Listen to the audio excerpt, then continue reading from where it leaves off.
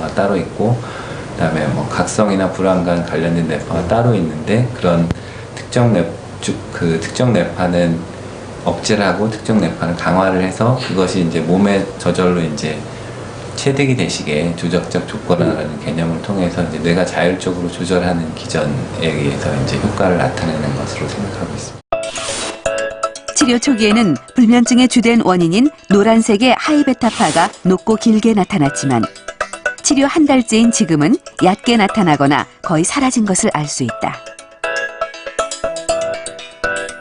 아직까지 뭐 꿈이 남아 있으시고, 그다음에 중간에 조금 깨시기도 하시지만 그래도 이제까지는 약이 없으면 못 주무셨는데 지금은 약을 없이도 이제 어느 정도는 주무시는 상태시고, 본인도 이제 그런 거에 굉장히 만족하시는 상태이십니다. 피드백도 안 받으시고. 김명 씨는 10년 만에 약 없이도 잠을 잘 수 있다는 사실이 놀랍기만 하다. 사람들이 그래요. 얼굴이 많이 밝아졌다고. 이게 무표정이었어요. 한 10년 정도는 표정이 없이 얼굴에 그냥 뭐라 그래야 되지? 그냥 굳어 있다는 표현이 될 거예요. 뭐 좋아도 좋은지도 모르고 슬퍼도 슬픈지도 모르고 그냥 감각이 없다고 보시면 되는데, 이건 뉴로 피드백을 받으면서 일단 내 스스로 잠을 잘 수 있다는 그 기분을 느끼게 했다는 것에 대해서 일단 너무 기분이 좋았고요. 그 뒤로부터는 제가 이제 스스로 잘 수 있다는 거에 대해서 기쁘면서 저도 모르게 이제 조금 밝아진다고 생각이 드네요. 수원의 한 대학병원. 이곳에선 불면증 환자들을 위해 그룹 인지 행동 치료를 실시하고 있다.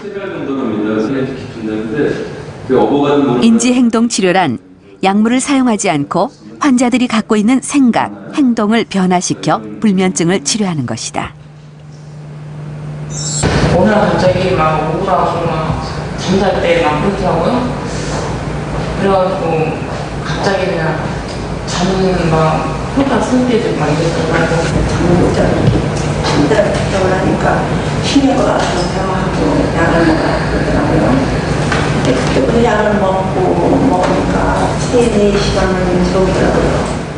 그러니까 실제로 저희 프로그램 인지행동 치료는 불면증을 유발하는 심리적 원인을 파악하고 비합리적인 생각들을 합리적 사고로 바꾸어 행동을 변화시킨다. 만성 불면증 환자 40명을 대상으로 4주간 인지행동 치료를 시행한 한 연구 결과에 따르면 불면증 환자의 수면 시간이 길어지고 수면 효율이 높아져 치료 효과가 큰 것으로 나타났다. 대개 한 80% 정도, 그러니까 10명 중에 한 8명 정도는 굉장히 인지행동 치료가 좋다고 그 평가를 하고 있고요. 한 10명 중에 2명 정도는 약을 그 기존에 이제 먹고 있는 약을 끊는 것 같습니다. 그다음에 한 40%, 10명 중에 한 4명 정도는 약을 자기가 먹고 있는 그 약을 감량을 할 수 있고요.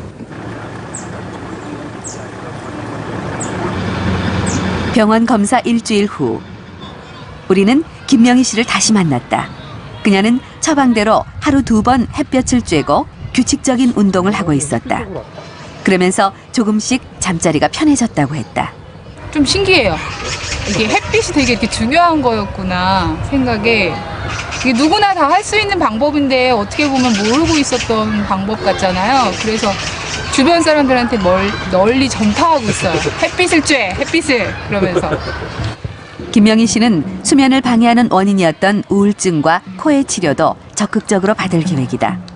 무엇보다 수면의 중요성을 깨달았다는 그녀. 저는 그전에는 제가 잠을 못 자서 이렇게 힘든지 몰랐거든요.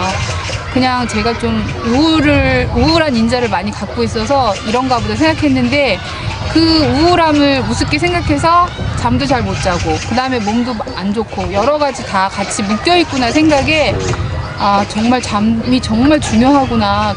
수면은 반드시 나중에 대가를 치르는데, 또 하나 중요한 거는 평일날 적게 자더라도 적게 자고 주말에 많이 자도 그 평일날 적게 잤던 거에 대한 부채를 주말에 해소할 수가 없다.